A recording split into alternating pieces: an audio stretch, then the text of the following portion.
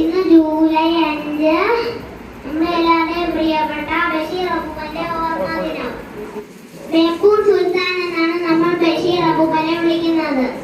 ഞാനിന്നിവിടെ ബഷീർ അബൂബക്കറിന്റെ നല്ല രസകരമായ ഒരു കഥയാണ് പറയാൻ പോകുന്നത്. കഥയുടെ പേരെന്താണെന്ന് അറിയാമോ? പാത്തുമ്മയുടെ ആട്. ബഷീർ അബൂബക്കറിന്റെ പെങ്ങളുണ്ടായിരുന്നു, പേര് പാത്തുമ്മ. പാത്തുമ്മയ്ക്ക് ഒരു ആടുണ്ടായിരുന്നു. എന്താണെന്ന് അറിയാമോ? നല്ല ഒന്നാം തരം ആട്. ഇയാളിന് എപ്പോഴും വിശപ്പാണ് കൂട്ടുകാരെ. അതെപ്പോഴും വീടിനുള്ളിൽ നടക്കും. അവൻ എന്ത് കണ്ടാലും അത് കടിച്ചു കഴിക്കും. മുറ്റത്തെ പുല്ല് തിന്നും, ചെടിയുടെ ഇല തിന്നും, മുറ്റത്ത് ഉണക്കാനിട്ട പപ്പടം തിന്നും. അതും പോരാഞ്ഞിട്ട് നമ്മുടെ ബഷീർ അബൂബക്കർ എഴുതി വെച്ചിരുന്ന കടലാസുകൾ വരെ ഇയാള് ചവച്ച് തിന്നും. അപ്പോൾ ബഷീർ അബൂബക്കർ പാത്തുമ്മയോട് പറയും, എടി പാത്തുമ്മ, ഇയാൾ എന്റെ പുസ്തകമാ തിന്നുന്നേ. അപ്പോൾ പാത്തുമ്മ ഓടി വന്ന് അതിനെ കെട്ടിപ്പിടിച്ചിട്ട് പറയും, എന്റെ പാവമാണ്, അതിന് നല്ല വിശപ്പുണ്ടായതുകൊണ്ടല്ലേ. നമുക്ക്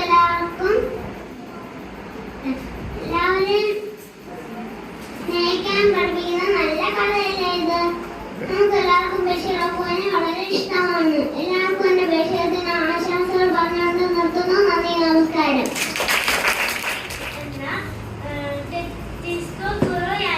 എഴുതിയ ഒരു ജാപ്പനീസ് കഥയുടെ മോണോ ആക്ട് ആണ് ഞാൻ ഇവിടെ നിങ്ങൾക്ക് മുൻപിൽ കാണിക്കാൻ പോകുന്നത്.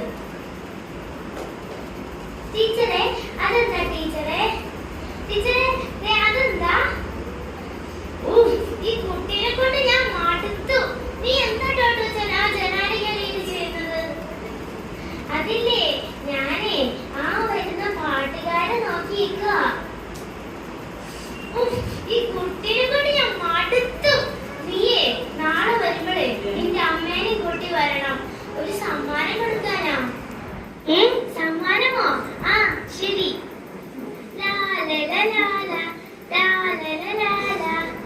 അമ്മേ, ഇന്നില്ലേ ടീച്ചർ പറഞ്ഞു അമ്മേനോട് നാളെ വരുമ്പോ എന്റെ ക്ലാസ്സിലോട്ട് വരാൻ, എന്തോ സമ്മാനം തരാനാണ്. ആ ശരി, ഞാൻ നാളെ വരാം. നീ ഇപ്പൊ ഭക്ഷണം കഴിച്ചിട്ടുണ്ടോ? ഞാൻ ഇതാ. ശരി.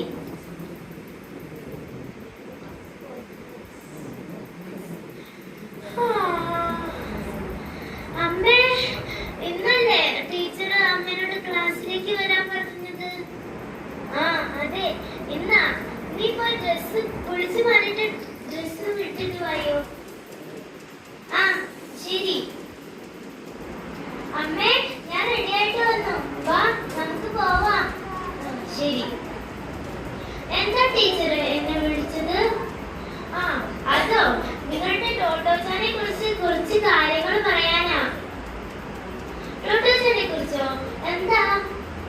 അവൾക്കില്ലേ ബാഗും ബുക്കും ഒക്കെ വെക്കാനായിട്ട് ഒരു മേശയുണ്ട്, തുറക്കാനും അടയ്ക്കാനും ഒക്കെ കഴിയുന്ന ഒരു മേശ. അതിലെ ബാഗ് എടുക്കാനും റൂൾ പെൻസിൽ എടുക്കാൻ, റബ്ബർ എടുക്കാൻ, കട്ടർ എടുക്കാൻ എന്ന് പറഞ്ഞ് ചാട്ടപ്പാടെ എപ്പോഴും അടച്ചു തുറന്നു ഇരിക്കാം. മറ്റു കുട്ടികൾക്ക് ഒന്നും പഠിക്കാൻ പറ്റുന്നില്ല. അയ്യോ ടീച്ചർ, ഓ നിങ്ങളൊന്നും പറയണ്ട, ഞങ്ങൾക്ക് ഇനി കുട്ടീനെ ഇവിടെ നിർത്താൻ പറ്റില്ല. നിങ്ങൾ വേറെ സ്കൂളിൽ നോക്കൂ. അത് പിന്നെ ടീച്ചറെ തീർന്നില്ല. അവളില്ലേ എന്നും ജനാലക്കരികിൽ പോയി നിൽക്കും. ജനാലക്കരികിലോ? എന്തിന്? അതല്ലേ കേട്ടത്, അവിടെ തെരുവിൽ വരുന്ന പാട്ടുകാരുടെ പാട്ട് കേൾക്കാനായിട്ട്. അവര് വരുമ്പോ പറയും ഒരു പാട്ടൊന്ന് പാടാൻ.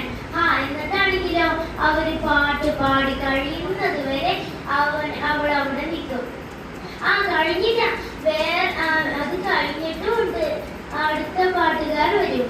അതിനെ അവള് വെയിറ്റ് ചെയ്ത് നിൽക്കും. ശരി. എന്നെ ടോട്ടോ നീ എന്തിനാ ഇങ്ങനെയൊക്കെ കാണിക്കുന്നേ? ഞാൻ പിന്നെ ഒരു സ്കൂളിലും കൂടി കൊണ്ടുപോവാം. ഹായ്, പുതിയ സ്കൂളോ? ശരി, വാ. ടോട്ടോ ഇതാണ് നിന്റെ പുതിയ സ്കൂള്. അതിനിത് സ്കൂളല്ലല്ലോ, ഇത് ട്രെയിനല്ലേ? ഇത് ട്രെയിനല്ല, ഇതാണ് നിന്റെ പുതിയ സ്കൂള്, ടോമോ ഗാറ്റ്വേ. അപ്പൊ എനിക്ക് നീ ഇവിടെ പഠിക്കാവോ? അതിന് നീ ഇവിടുത്തെ ഹെഡ് മാസ്റ്ററിനെ കാണണം. അതിന് ഇത് ഹെഡ് മാസ്റ്റർ ആയിരിക്കോ അതോ ട്രെയിൻ മാസ്റ്റർ ആയിരിക്കോ? അത് നീ ഹെഡ് മാസ്റ്ററോട് തന്നെ ചോദിക്കേ. വരൂ. കുട്ടിയുടെ പേരെന്താണ്? എന്റെ പേര് ടോട്ടോ-ചാൻ. നിങ്ങളുടെ പേരെന്താണ്? എന്റെ പേര് കൊബായാഷി മാസ്റ്റർ. നിങ്ങൾ ഇവിടുത്തെ ഹെഡ് മാസ്റ്റർ ആണോ അതോ ട്രെയിൻ മാസ്റ്റർ ആണോ? ഞാൻ ഇവിടുത്തെ ഹെഡ് മാസ്റ്റർ ആണ്. നീ നാളെ മുതൽ ഈ സ്കൂളിലേക്ക് വരണം. ശരി, നാളെ മുതൽ ഞാൻ ഈ ട്രെയിൻ സ്കൂളിലോട്ട് വരാം.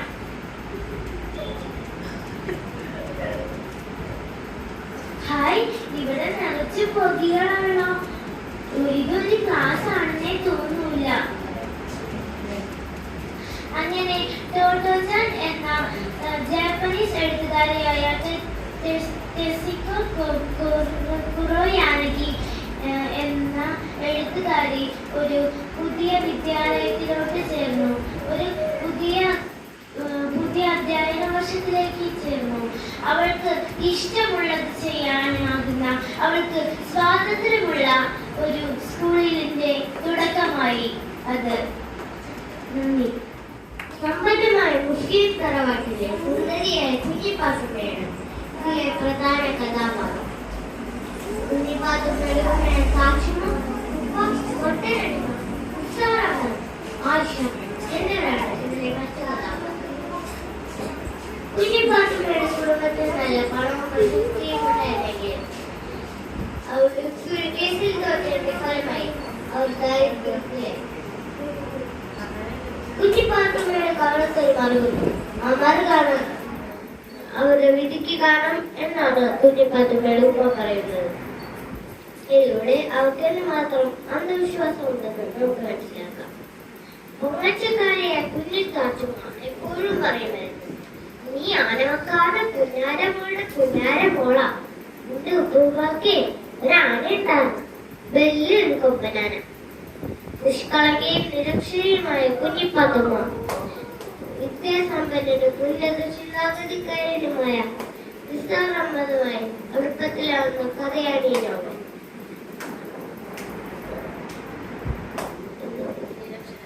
നിരക്ഷരത അന്ധവിശ്വാസങ്ങൾക്ക് വളക്കൂറുള്ള മണ്ണാണെന്നും വിദ്യാഭ്യാസത്തിന്റെ ആവശ്യകതയെക്കുറിച്ചും ഈ നോവൽ വായനക്കാരെ ബോധ്യപ്പെടുത്തുന്നു. മുസ്ലിം സമുദായത്തിൽ നിലനിൽക്കുന്ന അന്ധവിശ്വാസങ്ങളെ ബഷീർ ശക്തമായി എതിർക്കുന്നു. ഏത് പ്രായക്കാർക്കും ഇഷ്ടപ്പെടുന്ന ഒരു നോവലാണിത്. നന്ദി. നമ്മ കള്ളന്മാരാണെങ്കിലും നമുക്കൊരു മന്ത്രമുണ്ട്. നമ്മളുടെ വേർപ്പല്ല മോഷ്ടിക്കുന്നത് അവളുടെ അഹങ്കാരമാണ്. അത് തന്നെ പാവപ്പെട്ടാൽ തൊടരുത്. പണക്കാരന്റെ കാഴ്ച മാറ്റണം. അതൊരു സാമൂഹിക സേവനമാണ്. പക്ഷേ ഈ നാട്ടുകാർക്ക് അത് മനസ്സിലാക്കാനുള്ള ഇവരെല്ലാം അത്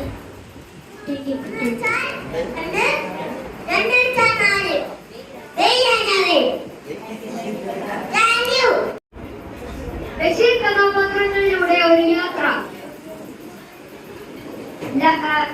ലാളിത്യവും സ്വാഭാവികതയുമാണ് ബഷീർ രചനകളുടെ സവിശേഷതകൾ.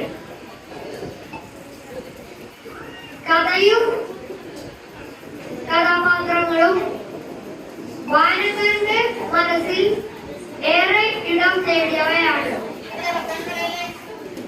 വായിച്ചറിഞ്ഞ ചില കഥാപാത്രങ്ങളുടെ രൂപരേഖ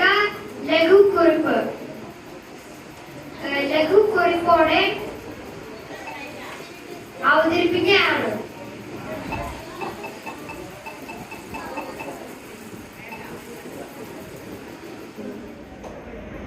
വൈക്കം മുഹമ്മദ് ബഷീറിന്റെ ആലപ്പുഴ എന്ന നോവലിന്റെ ചെറിയ ദൃശ്യവിഷ്കാരം.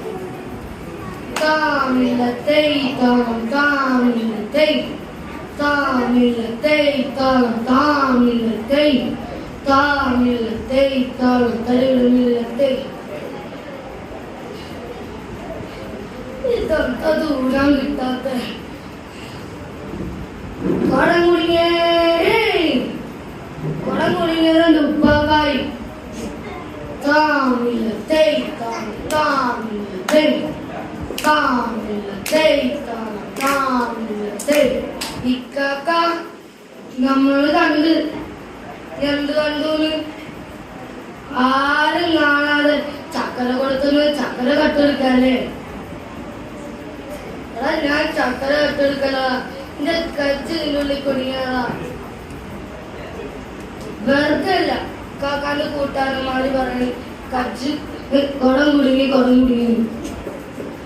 ഓടല്ല വാട. എടാ അത് മൂരി തളജിന്റെ പൊന്നനുജനല്ലേ. കാക്കൊന്നും പല്ല് വെച്ചിട്ടില്ല അല്ലേ. ഭയങ്കര നാറ്റം. എങ്കിൽ ഞാൻ നെജ്ജ് വെട്ട കാര്യം മെച്ചിനോട് പോയി പറയോ? ഇല്ല ഞാൻ പറയൂല.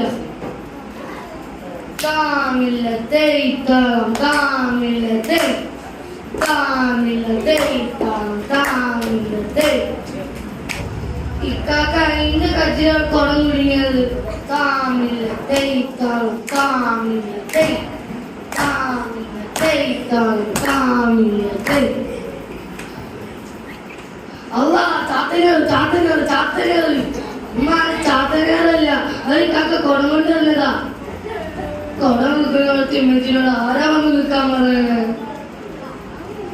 ഇങ്ങോട്ടേക്ക് വാട ശൈത്താന് എനിക്ക് ഞാൻ ശരിയാക്കി തരാം. ബഷീറെ കാതറെ രണ്ടുപേരും കച്ചുകാരിലേക്ക് നിഷ്കരിച്ച അല്ലെങ്കിൽ പടച്ചോ സ്വർഗത്തിൽ കച്ചൂല.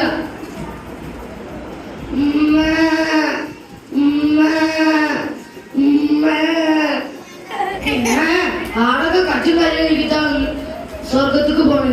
ഞാനൊന്ന് നിഷ്കരിച്ചാൽ നിൽക്കണം. ഈ കാക്ക നിഷ്കരിച്ചാൽ ചോറിന് കണ്ടുവരാൻ പോവാ. ആടാ ഞാൻ ചോറ് കണ്ടുവരാൻ പോവാ. എനിക്കെന്താ ഈ കാക്കാന്റെ ഒരു ബുദ്ധി. ഇനി ഞാനും ചോറ് വെച്ച് കടന്നു വരാൻ പോവാ.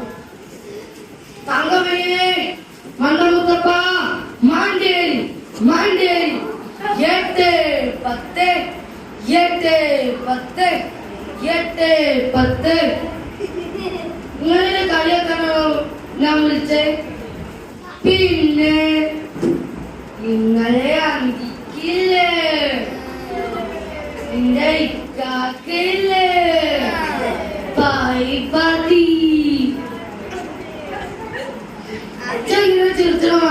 മുത്തപ്പ ഞാനും ഇന്നാണ് ഭയപത്തില്ലോ മണ്ടമുത്തപ്പ എവിടെ വാർത്തു എന്നിട്ടാണ് ഇക്കാക്ക എവിടെ പോയി പോയി ഞാൻ കാട്ടി തരാം ആ കാണുന്ന കുളത്തിൽ പായകളുണ്ട് പായ് പാത്തിയേ കൂയി പായ് പാത്തിയേ കൂയി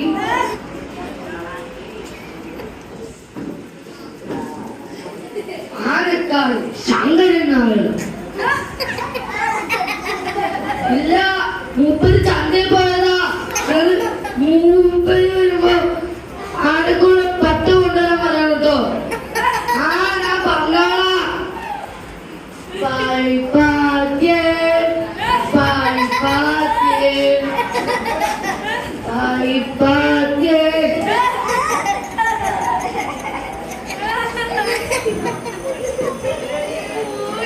ചിറ്റു നോക്കിട്ടാണോ എറിയണേ ആ അബ്ദുൽ ഖാദർ ആശിരാദ് ഓരോ പേരുണ്ടാക്കിയിട്ട് ആരുടെ കൂട്ടായ്മരെ കൊണ്ട് പ്രവർത്തിച്ചു. Thank you.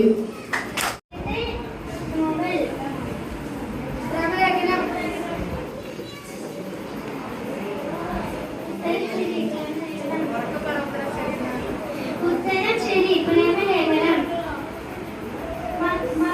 മതിലുകൾ എന്ന സിനിമയിലെ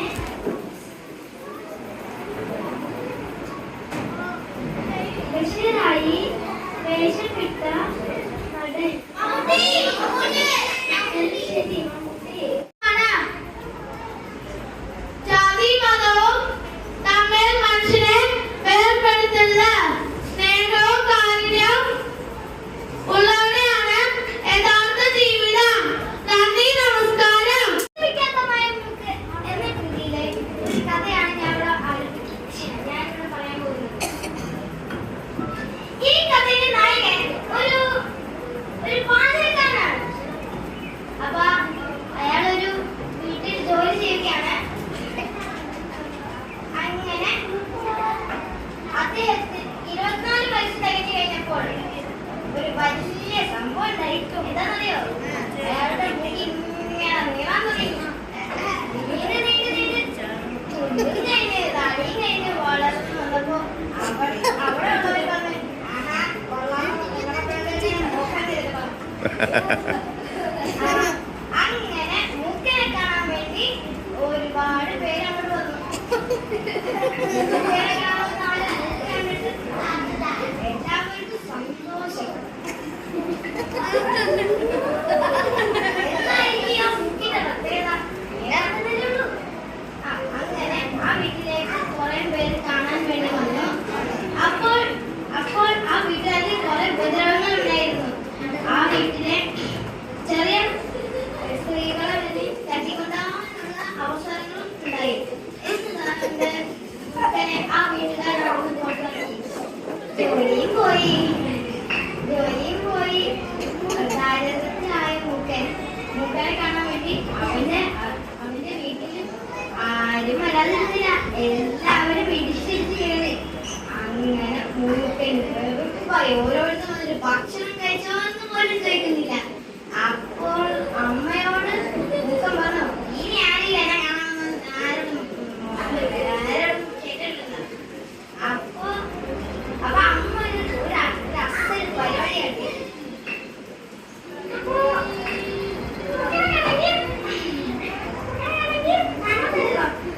അങ്ങനെ മൂക്കന് കണ്ണയ്ക്ക് പണം വാങ്ങി ഒരു ദാരിദ്ര്യത്തിൽ ജീവിച്ചിരുന്നവർ അവിടുത്തെ പണക്കാരനായി.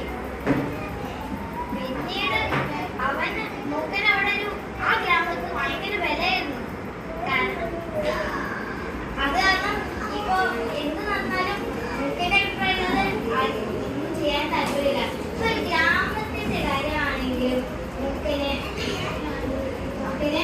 അഭിപ്രായം വേണം. അങ്ങനെ മൂക്കന് 2 സെക്രട്ടറികളെ കിട്ടി. 2 സെക്രട്ടറിക്കും 2 സ്ത്രീ സെക്രട്ടറിയാണ്. അപ്പോഴും മൂക്കനോട് അവർക്ക്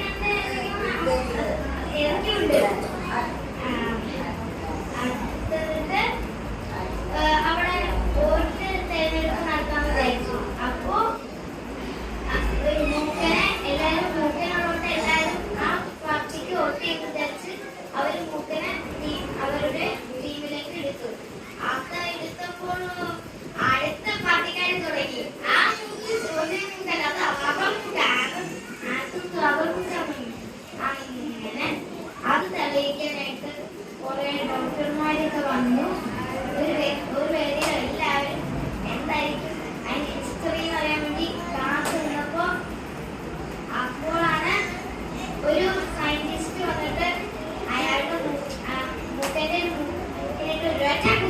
ഒരു ചെറുപോലെ തുള്ളി തൊട്ടിട്ട് അയാൾ പിന്നെ തിരഞ്ഞെടുത്തു.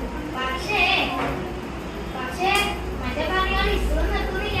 അത് റബ്ബർ മുക്കാന്ന് പ്രതിഷേധിച്ചുകൊണ്ടിരുന്നു. അപ്പോ കഥാകൃത്ത് പറഞ്ഞത് ഇതൊക്കെ സംഭവിച്ചപ്പോൾ ബുദ്ധിജീവികളും രാഷ്ട്രീയങ്ങളും ഇനി എന്ത് ചെയ്യും? നന്ദി, നമസ്കാരം. പഠിച്ചാൽ മതി. മനുഷ്യനെ മനുഷ്യനായി കാണാൻ പഠിക്കണം. ജീവിതം ഒരു യാത്രയാണ്. ഓരോ നിമിഷവും അതിനെ സ്നേഹിക്കണം. നന്ദി. വിജ്ഞാനരംഗം കലാസാഹിത്യ വേദിയുടെ ഈ ഉദ്ഘാടനം നടത്തുന്നതിനിടെ നിങ്ങളോട് എനിക്ക് സംസാരിക്കാൻ കഴിഞ്ഞില്ലെങ്കിൽ വളരെയധികം സന്തോഷമുണ്ട്. മലയാളികളുടെ പ്രിയപ്പെട്ട എഴുത്തുകാരൻ ബേപ്പൂർ സുൽത്താൻ വൈക്കം മുഹമ്മദ് ബഷീറിന്റെ ജന്മദിനം ആയ ജൂലൈ 5 അനുബന്ധിച്ചുകൊണ്ടാണ്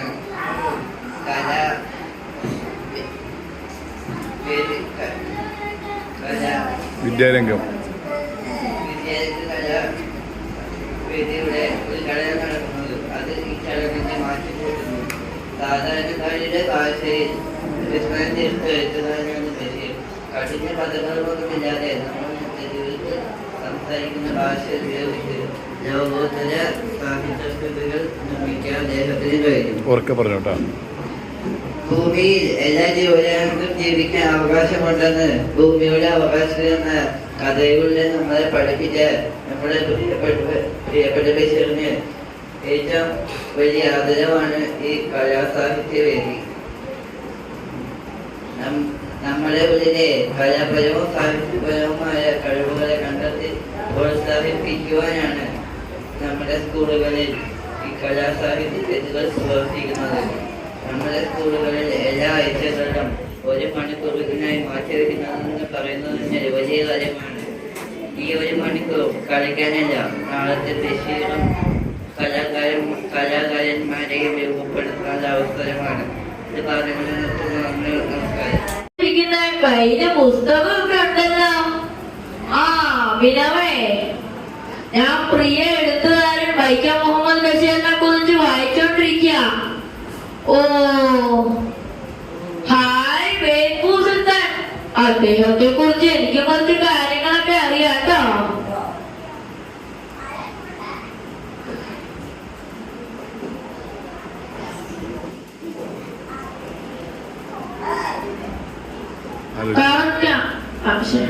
ശരി ശരി പറഞ്ഞോ.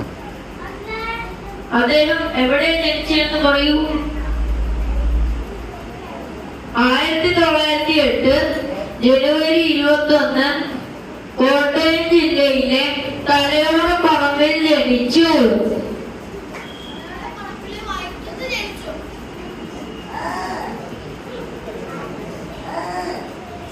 അദ്ദേഹത്തിന്റെ എഴുത്തുകൾ കേൾക്കാൻ എന്ത് രസമാണ്. വളരെ ലളിതവും വളരെ തമാശയാണ്.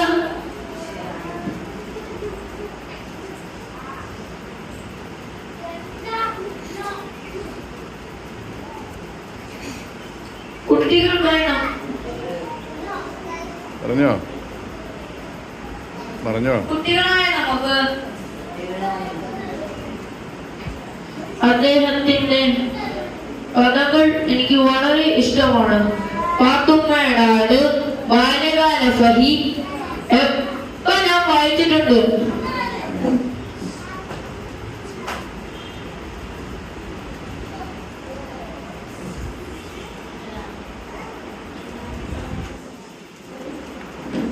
ഇത്രയും പറഞ്ഞോണ്ട് നിർത്തിക്കോളൂ. കിട്ടുന്നില്ലേ നിർത്തിക്കോളാൻ, സ്റ്റോപ്പ് ചെയ്തോളാൻ. ഇത്രയും പറഞ്ഞുകൊണ്ട് നിർത്തുന്നു. നന്ദി, നമസ്കാരം.